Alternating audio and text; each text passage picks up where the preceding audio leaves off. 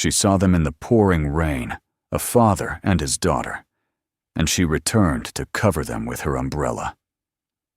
The next day, he found her. Subscribe and write in the comments which city you are from. The rain had begun in the late afternoon, first as a mist that blurred the edges of the city skyline, then as a steady curtain that drove people toward shelter.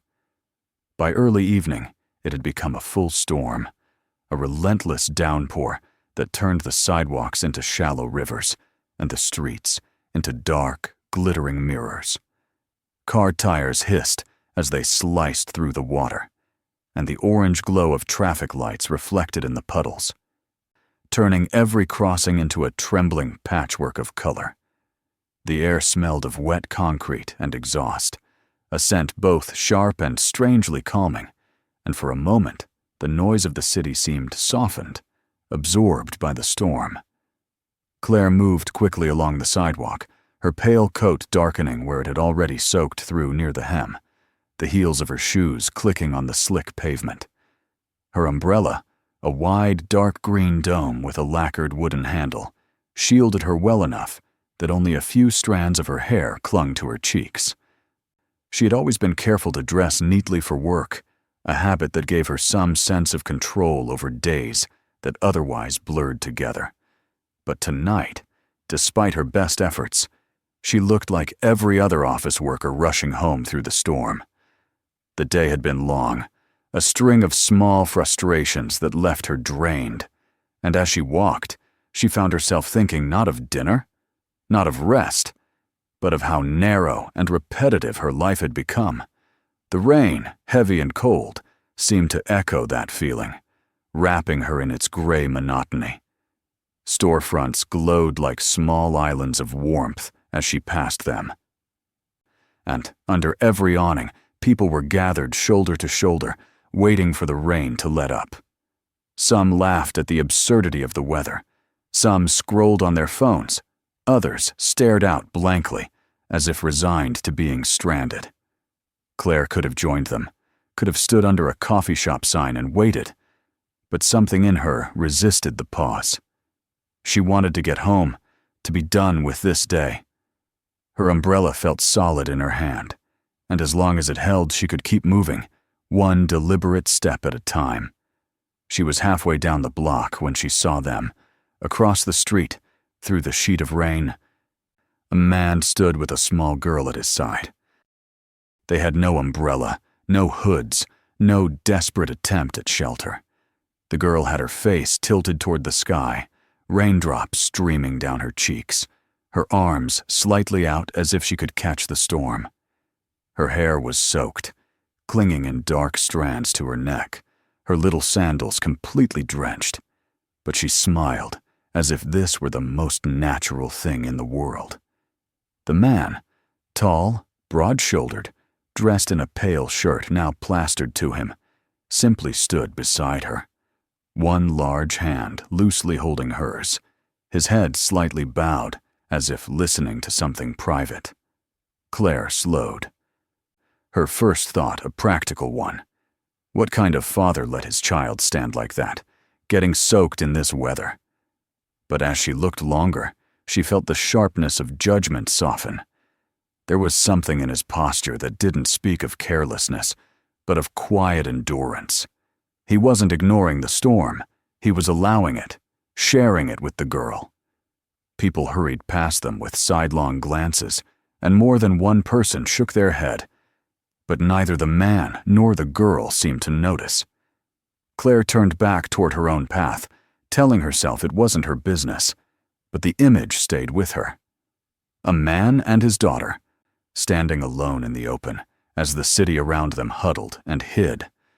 By the time she reached the corner, she had slowed to a stop. The rain drummed against her umbrella, loud enough that it drowned out the passing cars, and she realized she was still thinking about them. The little girl's upturned face, the man's stillness. A strange impulse stirred in her, uninvited, but insistent. She could keep walking. She could disappear into the night and forget them. But instead, she turned back. Crossing the street felt like stepping across a boundary she couldn't quite name. Water splashed around her ankles as she hurried over, the cold soaking through her stockings, but she barely noticed. When she reached them, the man looked up, surprise flickering across his face, though he said nothing. Claire didn't speak either. She simply lifted her umbrella higher and moved close enough that its arc covered all three of them. The girl blinked, startled at the sudden change, then looked up at Claire with open curiosity. For a moment, Claire felt shy under the child's gaze. But then the girl smiled, a quick, bright thing, and something warm moved through Claire's chest. She hadn't done anything remarkable, just offered what she had, and yet she felt as though the world had shifted slightly. The man inclined his head, a silent acknowledgement, and they began to walk, slowly, as if this were the most natural arrangement. Claire held the umbrella steady, adjusting it so that most of the cover fell on the girl and her father. The rain still splashed against her own shoulder and back, cold rivulets sliding under her collar, but she found she didn't mind. There was something grounding about walking like this. Three figures moving together through the downpour while the city hurried and crowded under awnings. Her thoughts, which had felt so heavy only minutes before, were strangely quiet. By the time they reached the next intersection, Claire was aware of a curious calm. The rain was still coming down in sheets. The traffic lights shone hazy through the wet air. But she felt present in a way she hadn't all day. She caught a glimpse of herself in a darkened shop window as they passed, her hair damp, her coat spotted, her hand steady on the umbrella, and she hardly recognized the expression on her own face. There was a faint lift at the corner of her mouth, a lightness in her eyes. They kept walking, the sound of the storm surrounding them. The girl occasionally skipping ahead, only to be gently guided back by her father's hand. Claire matched their pace without thinking, the handle of the umbrella firm in her grip. The world had narrowed to this small, shared space beneath the sheltering fabric, and for the first time in weeks, maybe months, she didn't feel entirely alone. The rain had not lessened, though by now Claire no longer flinched at the sound of it striking the umbrella.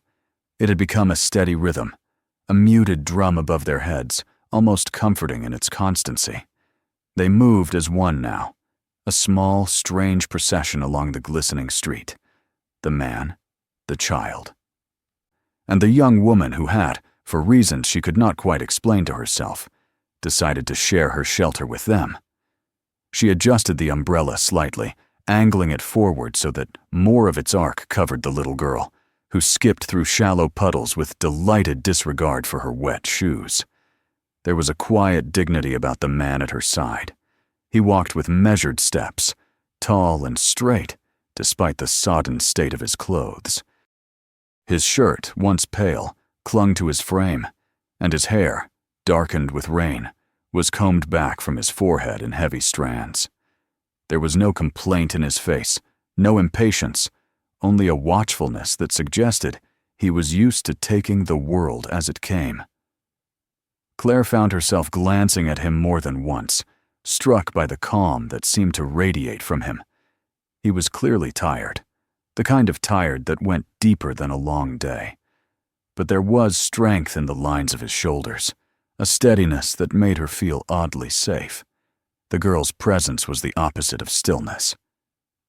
She seemed to be a little whirlwind of energy contained in a small body, moving ahead and then circling back, tugging at her father's hand before darting to the edge of the curb, only to be pulled back again with gentle firmness. Her laughter rose above the rain, bright and unguarded, and each sound of it sent a faint warmth through Claire. She could not remember the last time she'd been near a child who laughed like that, freely and without self-consciousness, as though the world existed simply to be enjoyed. Claire's own thoughts shifted as they walked. The office where she worked, the long hours at her desk, the constant buzz of emails and deadlines. All of it felt very far away, Here, in the wet streets, there was only the sound of rain and the sight of this little family, if it could be called that, beside her. She realized she was matching her pace to theirs, slowing where they slowed, lengthening her stride when they moved forward. It was as though her body had fallen into their rhythm without asking her permission. They passed a row of darkened shops, their windows reflecting blurred images of the three of them. In one of those reflections, Claire caught her own face and was startled at what she saw. There was a softness there, a kind of openness she had not seen in herself for months. The faint crease that had become so familiar between her brows was gone, smoothed away by the quiet concentration of keeping them all beneath the circle of the umbrella. She looked, for the first time in a long time, like someone who belonged somewhere, if only in this fleeting moment. The man glanced at her once, and though he did not speak, there was something grateful in his expression. She imagined, though she could not be sure, that he was silently thanking her for this small kindness, not with words, but with the respectful nod of someone unused to asking for help, and therefore all the more aware when it was freely given. It made her throat feel tight for reasons she couldn't quite name. A bus roared past, splashing water over the sidewalk, and Claire instinctively angled the umbrella lower to shield the girl. Drops pelted her own back as a result, seeping cold through her coat. But she held the position until the street was clear again. She found that she did not resent the chill. In some strange way, the act of protecting someone else, of being useful in a world where she so often felt invisible, warmed her more than the coat ever could. The rain softened slightly, just for a moment, and the city revealed itself in sharper detail. Streetlights glowed on the wet pavement like molten gold, and the reflection of neon signs shimmered in the puddles. Claire noticed the way the man's shadow stretched beside her, long and strong, and the girl's much smaller shadow hopping along like a mischievous companion. The picture they made together was unexpectedly beautiful, and she found herself wishing that the street ahead might be longer, that they might walk like this for just a little while more.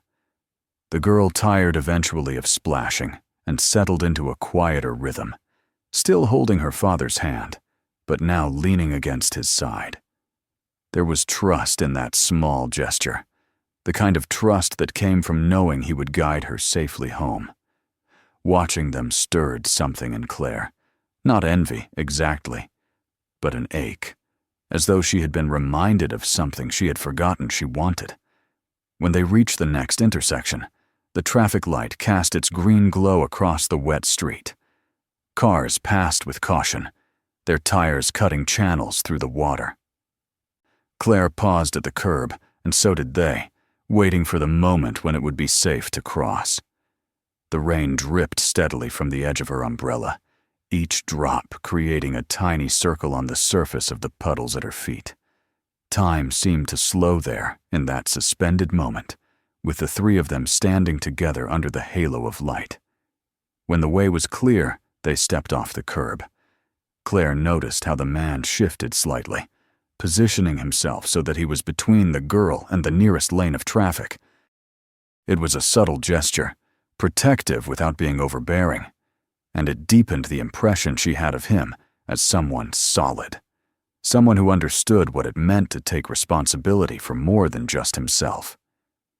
As they reached the other side, the girl let out a soft sigh, a little sound of contentment that was almost lost in the rain.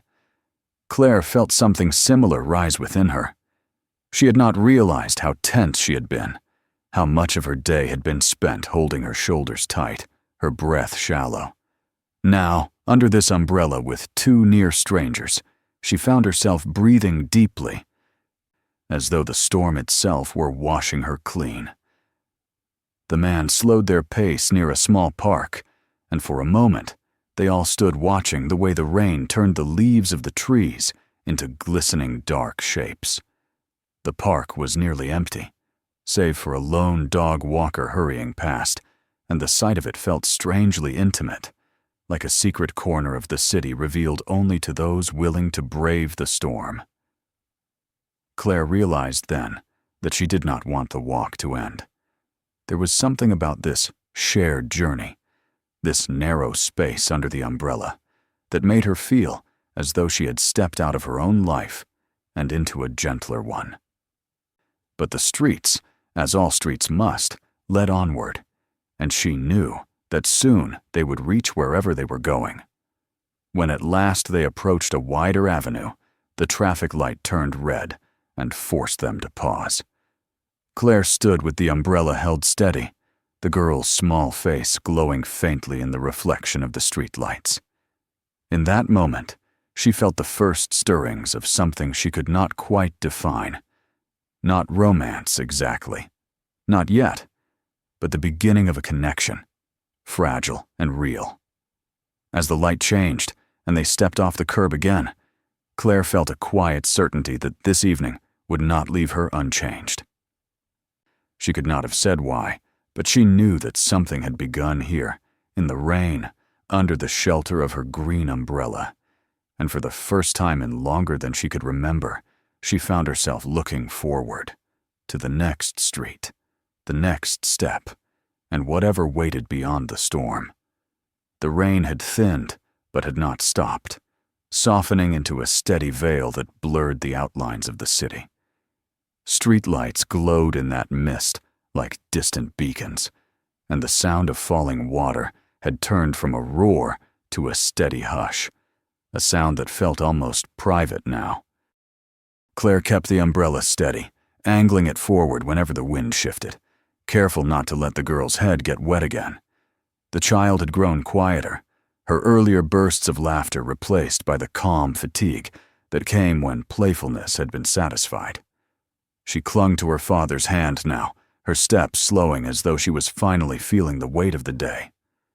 Claire felt that same slowing inside herself. The rhythm of their walk had taken on an unhurried quality, as if all three of them had silently agreed there was no need to rush. The city was still alive around them. Buses hissed down the street. Taxis splashed through intersections, headlights cut arcs through the rain. But inside the small circle beneath the umbrella, the world felt still. When they reached the next intersection, Claire noticed the faint flicker of the traffic light. It turned green for the crosswalk, then hesitated, blinking once before returning to red. A moment later, the entire pole went dark. The glow from the other side of the street remained for a second longer, and then faded too, leaving the intersection in a kind of suspended twilight. The only light came from the cars and the dull gleam of storefronts. The girl tugged at her father's hand, eager to cross, but he held her back with quiet firmness. They waited, the three of them, while the rain tapped softly around them. Claire felt her heart beat a little faster, not from fear exactly, but from a sudden sense of being exposed, as though the darkness had made them vulnerable, made every approaching set of headlights more menacing. Then, with little warning, a car swung around the corner faster than it should have, its tires slicing through the wet pavement and throwing up arcs of water. The headlights blinded Claire for a second, and instinct took over. She dropped her free hand and caught the girl by the arm. Pulling her back toward the curb just as the car passed, close enough that she felt the spray hit her legs. Everything seemed to happen at once. The screech of brakes as the car slowed too late, the girl's startled gasp, the man's sudden movement as he pulled his daughter against him and shielded her with his body. Claire's heart hammered against her ribs, her breath shallow and quick. For a moment the world narrowed to the sound of water, dripping from the umbrella, and the quick, sharp beat of her own pulse in her ears. The car rolled on, its driver probably shaken but not stopping, and the street fell silent again except for the rain.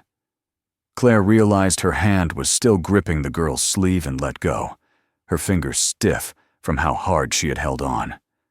The child looked up at her, wide-eyed, but unhurt, her small chest rising and falling quickly. The man met Claire's gaze, and in that look was a storm of emotions. Gratitude, relief, something unspoken that held them there for a long moment.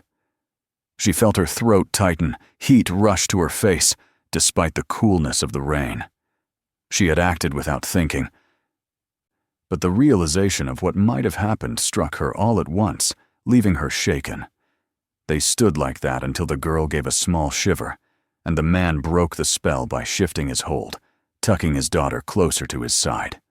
He nodded toward the other side of the street, and they waited until the traffic cleared before crossing together, all three of them alert now, their movements cautious. Claire felt the man walk closer to her than before, close enough that his presence felt like a barrier between her and the rest of the world. When they finally reached the quieter residential block beyond the intersection, the rain had softened to a mist. The houses here were modest, lined with small gardens that glistened with water, their hedges dripping, their pathways shining in the dim streetlight. The man led them toward one of these houses, its porch light glowing warmly against the gray evening. Claire felt a pang in her chest as they approached the front steps. The walk that had seemed endless before now felt far too short. She stopped at the edge of the walkway, unwilling to intrude farther, and the man turned to face her. For a moment they simply stood there, the rain whispering down around them, the girl leaning sleepily against his side. Claire felt as though she should say something, but the right words didn't come. The girl gave a small wave, her tiny fingers lifting just enough to acknowledge Claire, and then turned toward the house as her father guided her up the steps. Claire watched as he opened the door, let the warm light spill out, and ushered the child inside. For a moment he remained in the doorway, silhouetted against the glow, and then he inclined his head to her once more, a silent thank you, before closing the door behind him. The street felt empty without them. Claire stood there for a moment longer, then adjusted her grip on the umbrella and turned back the way she had come. Her steps were slower now, not because of fatigue, but because she was reluctant to let the night end. The rain had eased enough that she could hear her own footsteps on the wet pavement, each one sounding louder than before, more solitary. As she walked, she replayed the moment at the intersection over and over. The flash of headlights, the tug on the girl's arm, the look on the man's face afterward. Her heart still beat too fast, and her breath came unevenly. The thought that she had, perhaps, prevented something terrible from happening made her knees feel weak. By the time she reached her own street, the storm had almost entirely passed. The last drops of rain fell like a gentle curtain, and the air smelled fresh, as though the city had been scrubbed clean. Claire closed her umbrella and let the rain touch her face one last time, closing her eyes against the night. When she finally stepped inside her apartment, it felt oddly small and too quiet, the walls too close after the openness of the walk.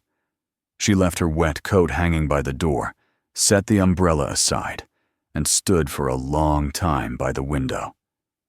Watching the streetlights glimmer in the puddles, she felt different somehow, as though the rain had not just soaked her clothes, but rinsed something out of her, some layer of detachment she had been carrying without realizing it. It was well past midnight before she finally turned away and prepared for bed. As she lay down, the sound of the rain still lingered in her ears, steady and soothing. She thought of the girl's small hand in hers, of the man's silent nod, and felt an unexpected ache in her chest. It was not sadness exactly, but a longing she could not put into words. And as she drifted toward sleep, one clear thought rose in her mind. This night had changed something, and she could no longer go back to the way things had been before.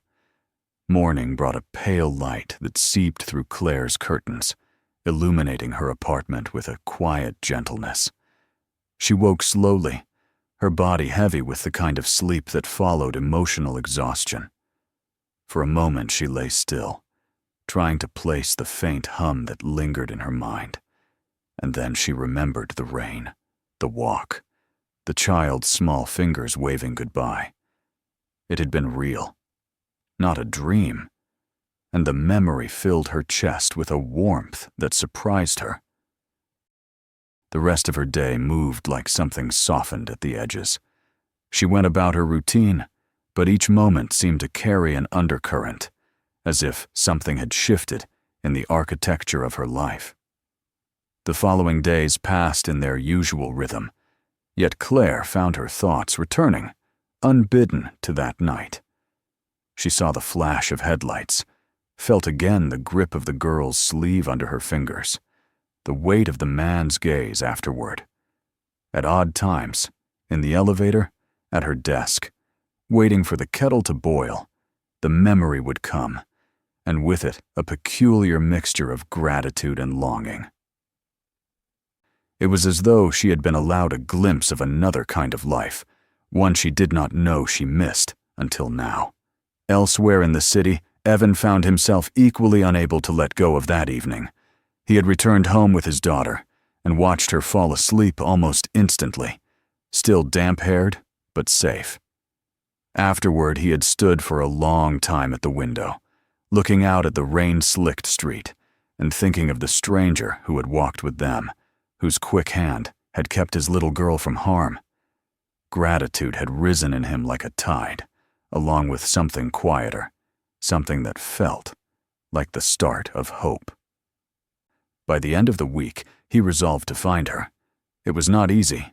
He did not know her name, only her face, pale in the glow of streetlights, eyes intent as she held the umbrella steady. But he found himself scanning the streets as he left the hospital after long shifts. The first 2 evenings, he saw nothing but other faces, other umbrellas.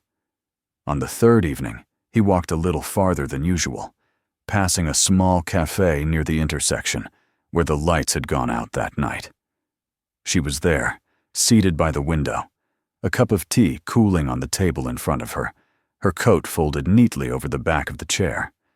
She was reading, her posture straight but relaxed, and for a moment he simply stood outside, watching. There was something about the calm of her expression that made him pause, as if stepping inside might break whatever spell held the moment together. When he did finally open the door, the bell above it chimed softly, and she looked up. Recognition was immediate, not the startled kind, but a quiet acknowledgement, as though some part of her had been waiting. He crossed the room with a steadiness that surprised him and asked if he might sit. She gestured to the chair opposite hers, and for a moment neither spoke. The conversation that followed was simple, and yet each word felt weighted. He thanked her, not once but twice, as if one attempt could not contain the depth of his gratitude.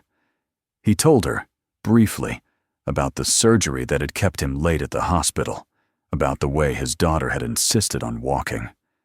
She listened, and in her listening, there was something that eased him, as though speaking the words aloud allowed him to lay down a burden. Before they parted, he reached into his coat and handed her an envelope. Inside was an invitation, not to dinner, not to something personal, but to a private showing at the city's art gallery. He explained that he had access through a colleague and had remembered, from something she had said in passing on their walk, that she loved exhibitions, but rarely had the chance to attend. She hesitated only a moment before accepting. The night of the showing was clear, the sky washed clean by another round of rain earlier that day. They met outside the gallery, the lights of the building casting soft halos on the pavement. Claire had dressed with care, choosing a simple dark dress and a coat that fell elegantly around her knees. Evan looked less like a weary surgeon tonight, and more like a man at ease, though the faint shadows under his eyes betrayed how hard he still worked. Inside, the gallery was quiet, filled only with the muted sound of footsteps and the low hum of the heating system. They moved slowly through the rooms, pausing before paintings, sometimes speaking, sometimes not. Claire found herself drawn to a canvas of a storm at sea, its waves rendered in deep blues and grays. The sight of it sent her back to that night under the umbrella, and she felt a strange gratitude that storms, though fierce, always ended. Evan watched her as she studied the painting, and in the stillness he realized how rare it was to share silence with someone and have it feel whole. He thought of the rainwater running down her umbrella, of the way she had held his daughter's arm with such certainty, and felt something inside him settle. When they left the gallery, the night was cool but dry. The streets shone with the faint residue of the earlier storm, and the air was crisp, carrying the scent of wet stone. They walked together, unhurried, their steps matching without effort. Claire glanced at the sky, where a few stars had broken through the clouds, and felt an odd lightness, as if she too had been waiting to break through to something new. As they reached the corner where they would part ways, they slowed. Neither seemed eager for the moment to end. There was no dramatic gesture, no sudden confession, only the quiet understanding that something had begun between them, as surely as the rain had begun on that first night.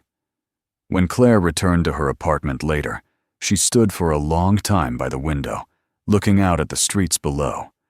The city, with all its noise and rush, felt different now, not less vast, but less indifferent. She had walked under the rain with strangers and come back with a story that was no longer just her own. For the first time in months, she felt the future stretching out before her, not as a narrow path, but as an open road, glistening in the light like the streets after a storm. She smiled to herself, the expression unforced and certain, and turned away from the window.